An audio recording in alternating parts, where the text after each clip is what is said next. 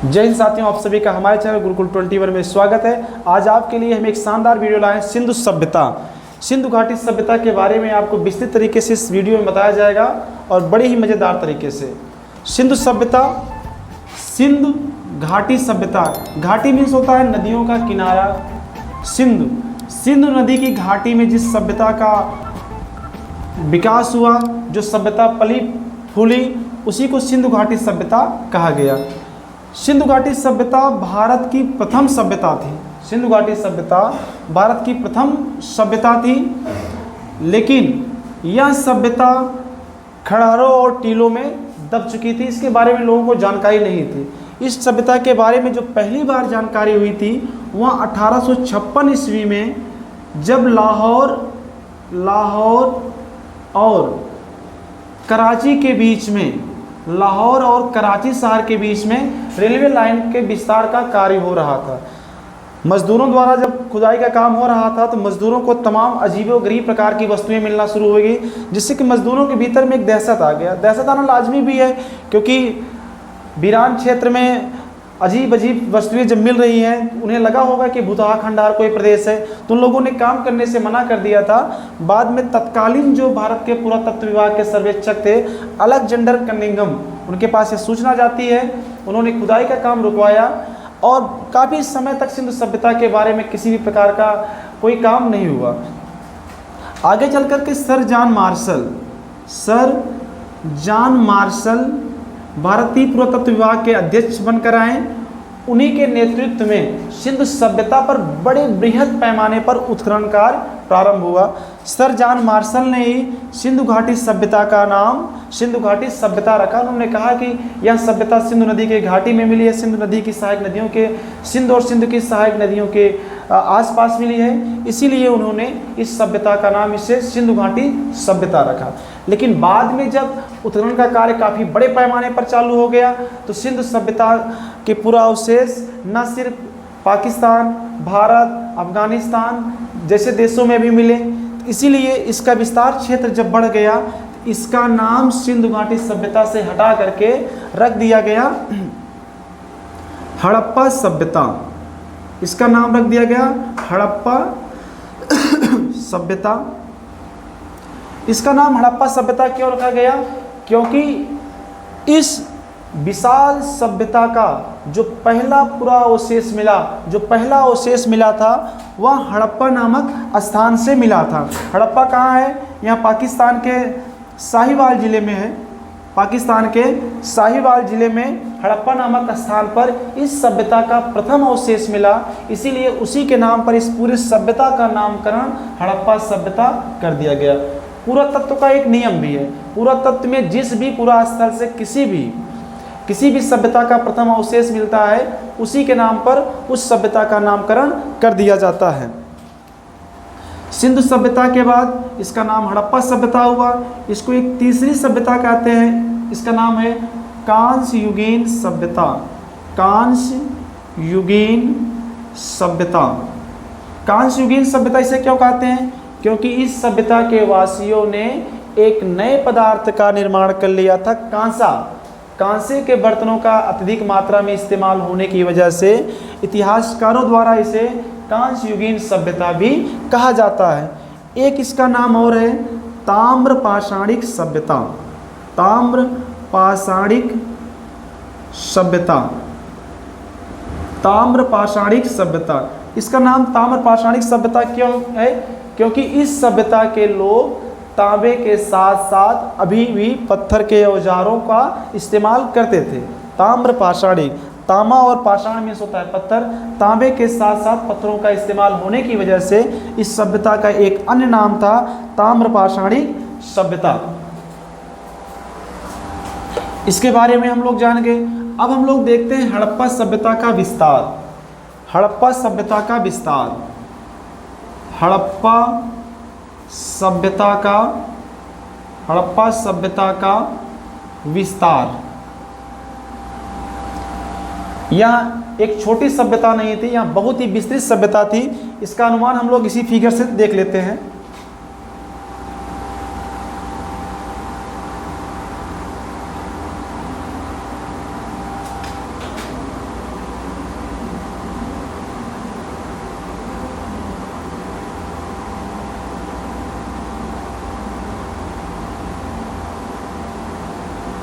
अब इस सभ्यता का जो सबसे उत्तरी पूरा स्थल था वहाँ था मादा, वहाँ था मादा, जो जम्मू कश्मीर में है, जम्मू कश्मीर के अखनूर डिस्ट्रिक्ट में है। इसका सबसे जो पूर्वी पूरा स्थल था वहाँ था सुतकांगडोर, सुतकांगडोर जो बलूचिस्तान पाकिस्तान में है, जो बलूचिस्तान में है। किस नदी किनारे है? यह दास्क नदी के किनारे है। और मादा जो है यह चिनाब नदी के किनारे है, चिनाब नदी। इसका सबसे दक्षिणी जो पूरा स्थल है वो दाइमाबाद है, दाइमाबाद था। ये कहाँ पर है? यह है महाराष्ट्र, यमएच महाराष्ट्र में। महाराष्ट्र के किस डिस्ट्रिक्ट में? अहमदनगर डिस्ट्रिक्ट में, अहमदनगर जिला में। इसका सबसे पूर्वी जो किस नदी के किनारे पर है? यह गोदावरी घाटी में स्थित है, गोदावरी घाटी में स्थित था। इसका जो सबसे पूर्वी पूरा स्थल है वह है आलमगीरपुर, आलमगीरपुर। आलमगीरपुर है जो कहाँ पर है? उत्तर प्रदेश के मेरठ जिले में। किस नदी किनारे पर है? यह हिंडन नदी के तट पर स्थित है।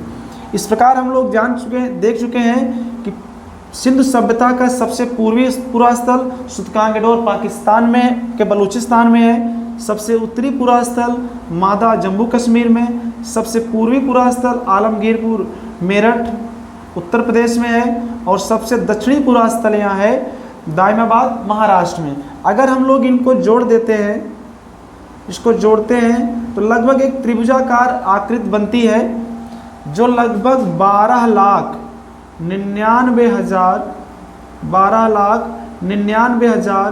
वर्ग किलोमीटर क्षेत्र में विस्तृत है। इतनी बड़ी सभ्यता 12,99,000 वर्ग किलोमीटर में यह सभ्यता विकसित थी, जो अपने समकालीन सभ्यताओं, चाहे वह मिस्र की सभ्यता हो, मिस्र की सभ्यता की लगभग 20 गुनी बड़ी थी। और यह सभ्यता मिस्र और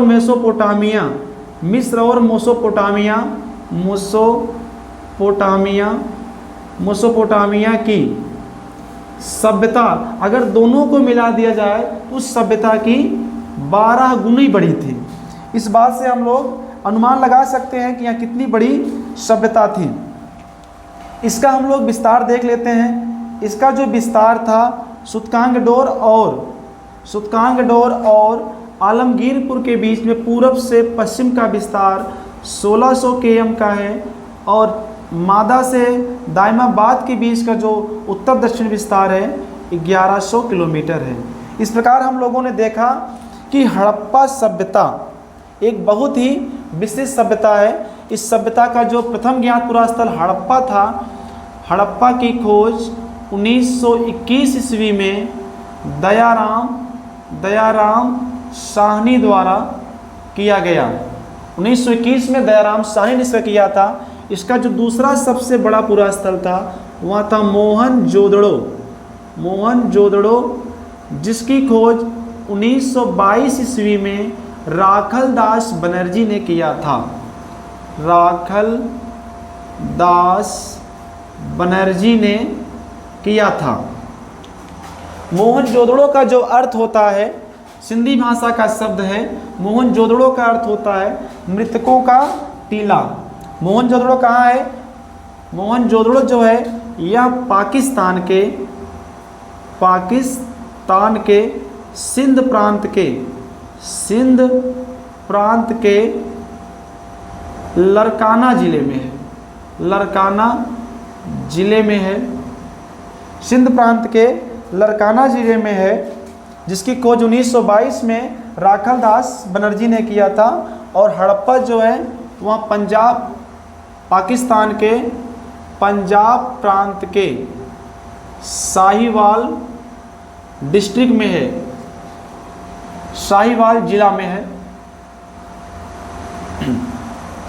इस चीज़ को हम लोगों ने समझ लिया अब हम लोग आगे देखते हैं कि हड़प्पा सभ्यता का तिथि निर्धारण। हड़प्पा सभ्यता का तिथि निर्धारण। देखिए, इतनी बड़ी सभ्यता के तिथि के बारे में विद्वानों में अत्यधिक मतभेद है। मतभेद के कारण भी है। हड़प्पा सभ्यता 1856 के पहले तक विलुप्त प्राय स्थिति में थी। जब बाद में यहाँ उद्भव में आई, इस पर जो रिसर्च हुए हैं, रिसर्च के दौरान, अनुसंधानों के दौरान हड़प्पा सभ्यता अपने विस्तृत रूप में ही मिली है। इस सभ्यता के पीछे जो एक तारतम्य होता है सभ्यताओं का धीरे धीरे बनने और बिगड़ने का, इसमें वहाँ तारतम्यता नहीं देखी गई है। यह सभ्यता अचानक ही अपने विस्तृत रूप में दिखी है। इसीलिए विद्वानों के बीच में इसके बारे में ढेर सारे मतभेद हैं। कुछ विद्वान हैं जैसे सर जॉन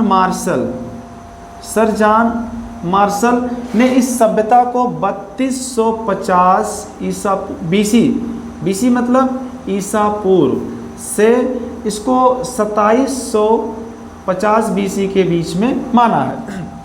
मैक महोदय ने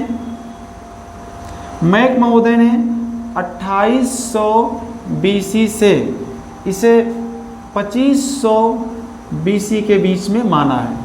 और एक हैं व्हीलर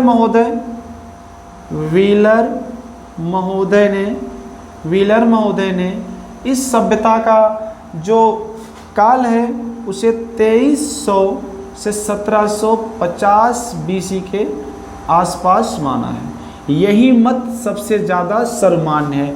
अधिकतर विद्वानों ने इसी मत पर अपनी सहमति को प्रकट किया है कि हड़प्पा सभ्यता का जो काल रहा है, रेडियो कार्बन तिथियों के द्वारा C12 और C14 का प्रयोग करके रेडियो कार्बन तिथि जो निकाली गई है, वह 2300 से लेकर के 1750 बीसी के आसपास यह सभ्यता फली फूली, बढ़ी और विलुप्त हो गई। एक विद्वान है स्टुअर्ट पिगट महोदय ने हड़प्पा और मोहनजोदड़ो के बारे में कहा था। हड़प्पा और मोहनजोदड़ो के बारे में कहा था कि यह दोनों शहर एक विशाल और विस्तृत साम्राज्य की जुड़वा राजधानी है। यह शहर एक विशाल और विस्तृत सभ्यता की जुड़वा राजधानी है। हड़प्पा और मोहनजोदड़ो के बीच में जो दूरी है वो लगभग 483 किलोमीटर के आसपास की है। 483 किलोमीटर के आसपास की है। अब आता है कि सिंधु सभ्यता के निर्माता कौन थे। सिंधु सभ्यता के निर्माता कौन थे? सिंधु सभ्यता के निर्माता कौन थे? सिंधु सभ्यता का निर्माण किसने किया था? इसके बारे में कई प्रजाति के लोगों को दिया जाता है।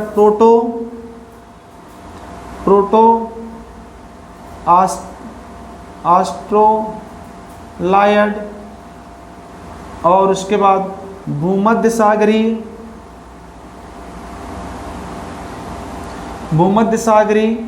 प्रजाति को। नंबर 3 है मंगोलायड प्रजाति। इन लोगों को सिंधु सभ्यता के बारे में बताया जाता है, क्योंकि कोई मत नहीं है, कोई स्पष्ट हमें साक्ष्य सिंधु सभ्यता के नहीं है। यह अभी भी ऐतिहासिक नहीं, आद्य ऐतिहासिक श्रेणी में आता है, क्योंकि सिंधु सभ्यता के जो भी लिपि मिले हैं, जो भी लिखित साक्ष्य मिले हैं, उन्हें पढ़ा नहीं जा सका है। इसीलिए सिंधु सभ्यता को अब भी आद्य ऐतिहासिक सभ्यता के अंतर्गत ही शामिल किया जाता है। लेकिन तमाम प्रकार के नरकंकालों और विषमताओं को देखते हुए वैज्ञानिकों ने इन्हें प्रोटो ऑस्ट्रेलायड, भूमध्य सागरी और मंगोलायड प्रजातियों को ही सिंधु सभ्यता का निर्माता माना है। अगर हम लोग जात के बारे में देखेंगे, किस जात के लोगों ने इसका निर्माण किया है, तो उसमें सुमेरियन है, नागा, आर्य और द्रविड़। विद्वानों का सबसे अधिक जो मत है वो द्रविड़ पर ही है कि द्रविड़ समुदाय के लोगों ने ही इस सभ्यता का निर्माण किया था।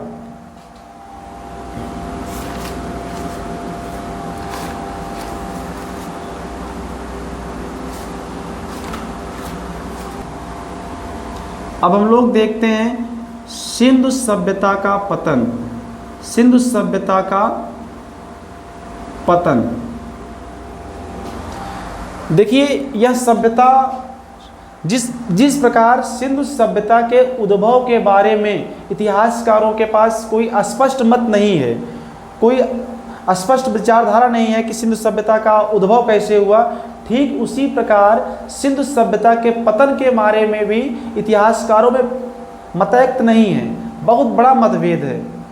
क्योंकि जिस प्रकार आसमान में अचानक उल्कापिंड का उदय होता है और कुछ समय के लिए वह संपूर्ण आसमान को प्रकाशमान कर देती है, ठीक और उसके बाद अचानक ही वह तारा विलुप्त हो जाता है, ठीक उसी प्रकार सिंधु सभ्यता भी आई, कुछ समय तक फली फूली, अपने आसपास की सभ्यताओं को प्रभावित की और अचानक ही सभ्यता विलुप्त हो जाती है। तो लेकिन सिंधु सभ्यता के पतन के कई कारण हैं। नंबर 1 बाढ़ बताते हैं कुछ विद्वान, नंबर 2 महामारी, नंबर 3 भूकंप, नंबर 4 जलवायु परिवर्तन, प्रशासनिक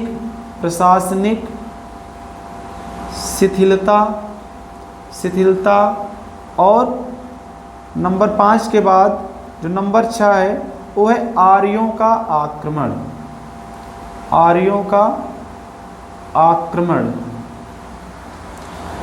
बाढ़ सिंधु सभ्यता के जितने भी पुरा स्थल हैं हम लोगों ने देखा है, कुछ सभी नदियों किनारे रहे, रावी, सतलज, दास, हिंडन, चिनाब, सिंधु आदि नदियों के तट पर ही थे।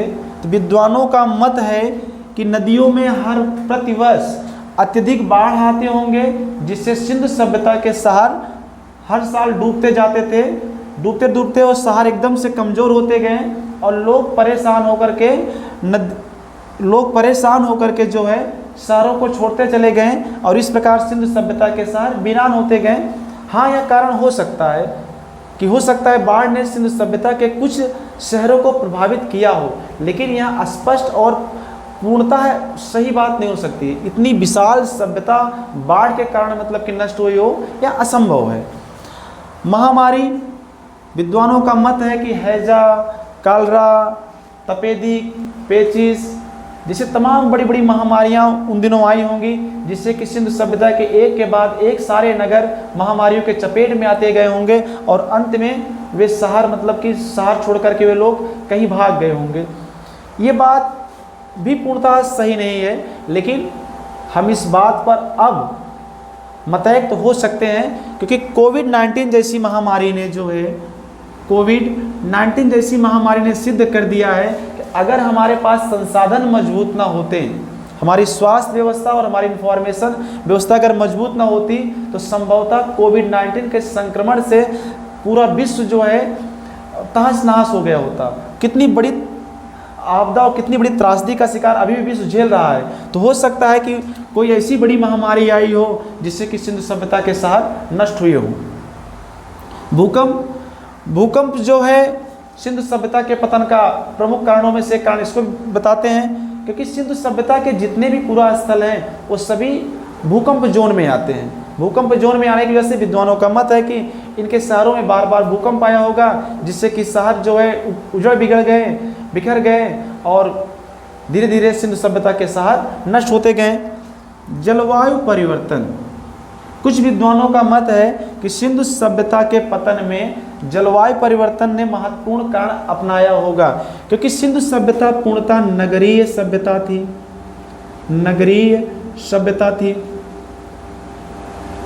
अब नगरीय सभ्यता होने के लिए नगरों में निर्माण कार्य के लिए ईंटों का, गलियों का, सड़कों का निर्माण के लिए ईंटों की अत्यधिक मात्रा में आवश्यकता हुई होगी।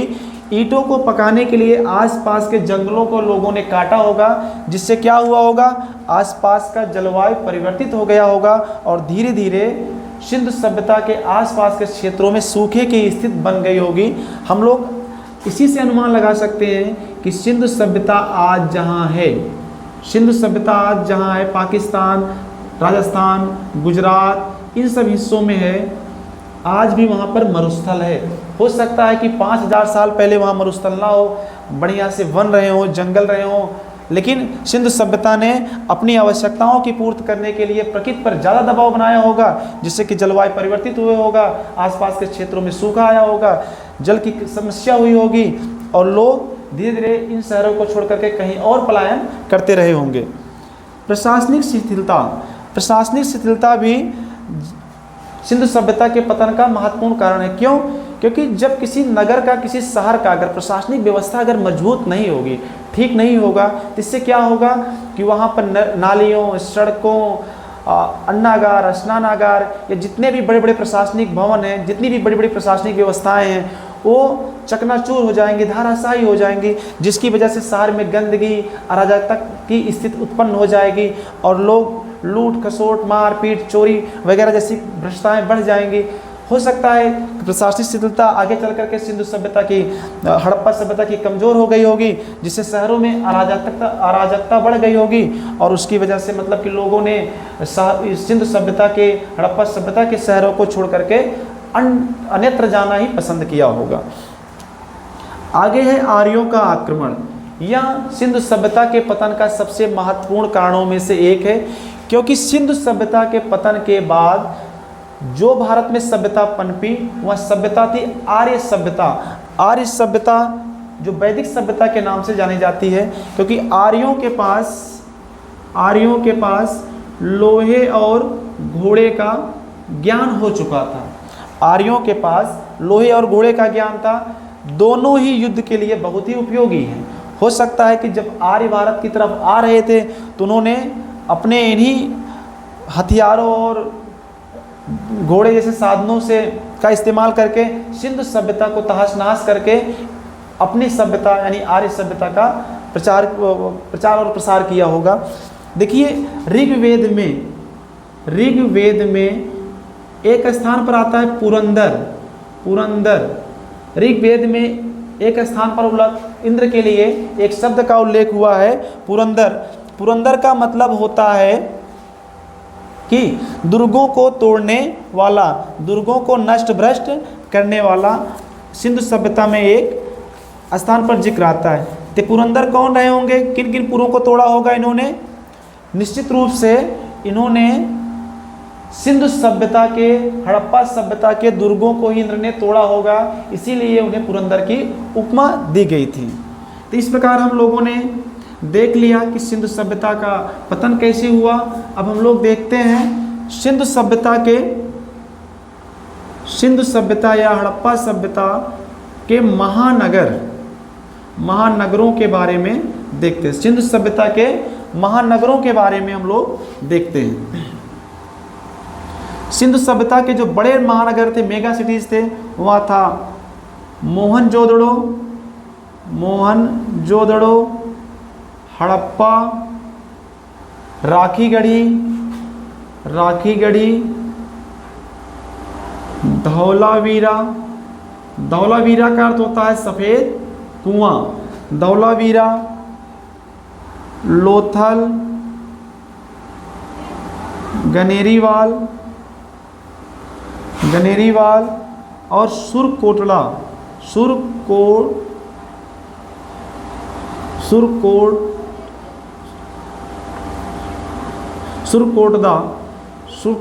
से ही हमें अश्व अस्थियों के अवशेष मिले हैं। और लोथल से हमें क्या मिला है? लोथल से हमें मिला है गोदीवाड़ा का साक्ष्य मिला है। सिंधु सभ्यता की एक विशेषताओं में हम लोग और देख सकते हैं, पूरे